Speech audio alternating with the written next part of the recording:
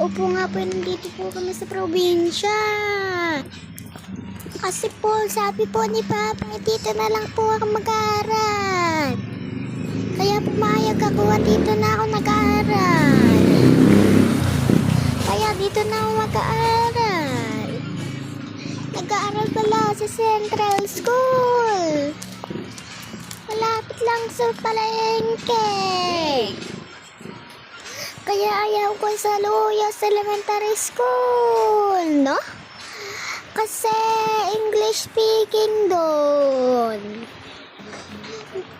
Kaya di nyo nakikita umuulan. Kasi bagyong Maymay, no? Kaya mag-squishy-hunting tayo mamaya.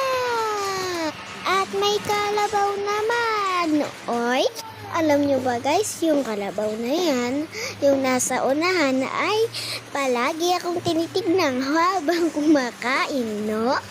So guys, nagbabantay po kami ng tindahan. Pag hindi po kami nagbabantay sa tindahan, walang tao dito, ay walang mapapagbigyan na bumili. So, bye-bye!